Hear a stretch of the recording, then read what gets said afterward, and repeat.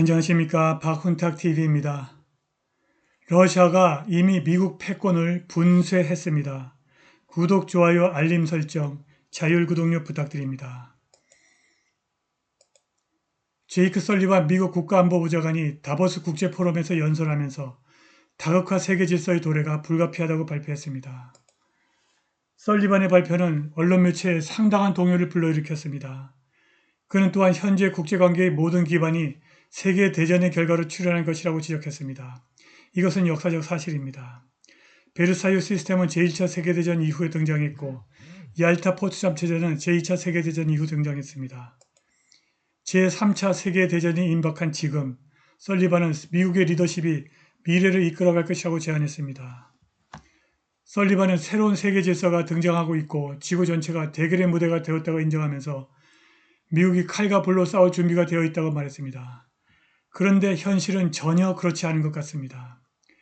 미국 국방부가 미국의 국적 상선이 또 홍해에서 공격을 받았다고 밝혔습니다. 이 공격은 바이든이 미국이 주도하는 번영 수호자 작전이 예멘에서 공격을 계속하고 있다고 인정한 목요일에 일어났습니다. 미국이 소유하고 그리스가 운영하는 챔 레인저는 두 발의 대함 탄도미사일의 표적이 되었는데 이는 홍해에서 3일 만에 국제해운에 대한 세 번째 공격이었습니다. 중부사령부는 부상이나 선박 손상은 보고된 바 없다고 말했습니다.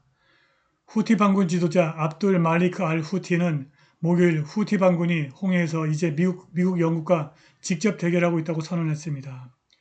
예멘 앞바다를 순찰하는 서방연합군이 지금까지 4차례 후티 반군 기지를 공격했으나 이 중 어느 것도 이란이 지원하는 반군을 막지 못했습니다. 이란은 2015년부터 예멘 내전에서 사우디와 미국 공군과 싸우고 있습니다. 유럽과 아시아 간에 거래되는 상품의 약 40%가 홍해 항로를 이용합니다. 이케아 CEO 제스피 브로디는 다보스 세계경제포럼에서 청중들에게 현재 가장 큰 차이점은 우리가 팬데믹 이후 회복했다는 것이라고 말했고 그렇다면 우리 창고에 있는 재고가 양호하다는 뜻이라고 강조했는데 대부분의 사람들이 진짜 우려하는 것은 홍해 위기가 6개월 이상 지속되는 것이란 사실입니다. 러시아가 원하는 것은 유럽과 아시아 간 거래가 북극 항로를 이용하도록 만들기에 충분할 정도로 홍해 위기가 오래 가는 것입니다. 북극 항로가 홍해 항로의 유럽과 아시아 상품 거래를 무려 20일이나 단축한다고 합니다. 러시아는 이러한 변화를 위해서 미국과 아주 긴 장기전을 생각하고 있습니다.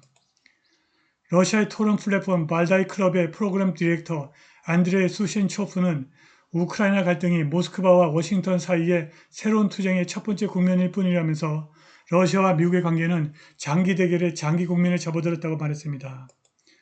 수신초프는 미국의 4가지 강점을 인정합니다. 그는 미국이 첫째, 발전된 군사력, 둘째, 국제 결제 인프라와 강력한 통화와 글로벌 금융 시스템에서 중심적 역할, 셋째, 여러 기술 분야에서 강력한 위치, 넷째, 신뢰의 피라미드라고 부를 수 있는 이데올로기와 가치 기반을 갖고 있으나 우크라이나에서 러시아 분쇄 전략을 채택하는 치명적인 실수를 저질렀다고 지적했습니다. 분쇄 전략은 상당한 물질, 권력, 이념적 이점, 주도권 보유, 상대방의 빠른 패배에 대한 믿음을 기반으로 합니다. 이것은 알렉산더 대왕이 원정을 시작했을 때의 생각이었습니다. 매우 발전된 군대, 당시의 첨단 군사기술 보유, 강력한 기병 부대와 함께 팔랑크스의 원리를 사용하는 것이었습니다. 알렉산더는 전체 캠페인 동안 단 한 번의 패배도 겪지 않았습니다. 그는 주도권을 포기하여 상대방이 행동하도록 허용하면서 자원을 동원하고 집중해야 할 필요가 있을 때만 행동했습니다. 그는 결정적인 전투는 가능한 피하고 패배가 불가능할 때에만 참여했습니다. 바로 이것이 다양한 전쟁 기간 동안 러시아가 사용한 전형적인 전략적인 행동입니다. 미국은 우월한 자원도 없는 주제에 러시아를 짓밟으려 했고 자국과 동맹국의 능력을 크게 오판하여 러시아를 고립시키고 러시아 내부 혼란을 자극하여 정부에 대한 지지를 약화시키고 최전선에 큰 장애물을 만들어 러시아를 가능한 빨리 패배시키려고 했으나 이것은 완벽한 전략적 실패로 끝났다고 수센초프가 말했습니다. 이제 군사 분야의 대결에서 미국이 패배 단계에 접어들었고 미국인들은 이러한 상황에서 벗어날 방법을 찾아야 한다고 수센초프가 지적했습니다. 랜드 코오퍼레이션은 2023년 1월에 낸 보고서 Avoiding a Long War에서 우크라이나 포기를 추천했습니다. 수신초프는 미국의 헤게모니를 보다 균형 잡힌 다중심 체제로 변형시키는 과정에서 미국의 군사력이 이렇게 빨리 무너질 것을 예측한 사람은 없었으나 이러한 추세가 가속화되고 있다고 진단했는데 그의 진단은 정확합니다.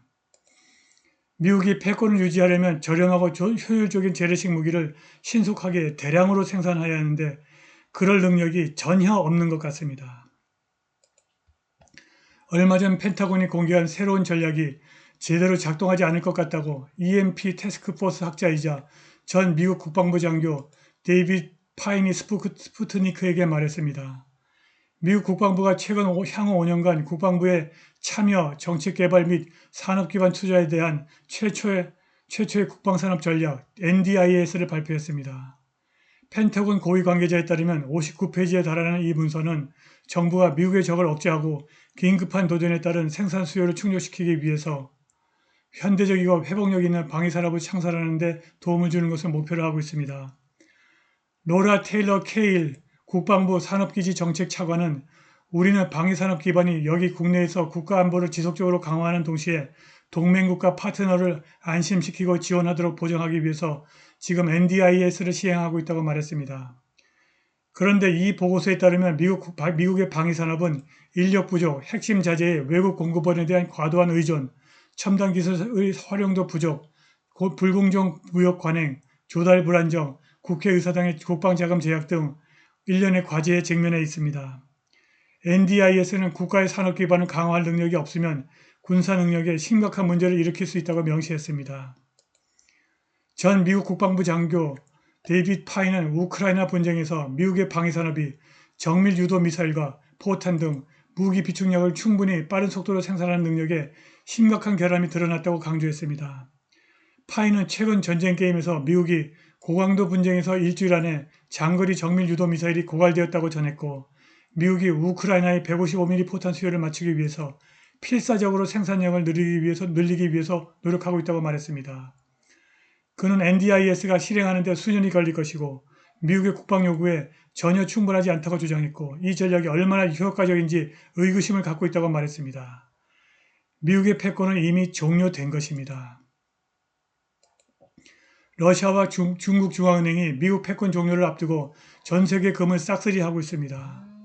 월드 골드 카운슬이 2022년에 비해서 2023년 상반기에 중국과 러시아 중앙은행의 금 매입이 14% 증가한 800조 달러라고 보고했고 이러한 추세가 올해 상반기에도 이어질 것으로 보입니다.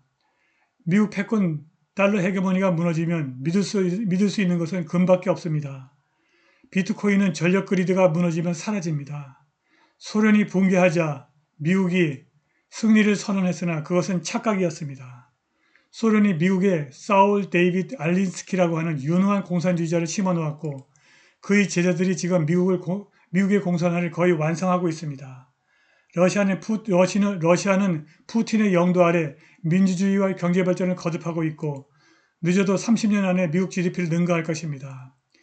미국 패권은 이미 종료했고 공산화된 미국이 어디까지 무너질지 예측할 수 없습니다. 면밀한 관찰이 필요합니다. 오늘 방송은 여기까지입니다. 감사합니다.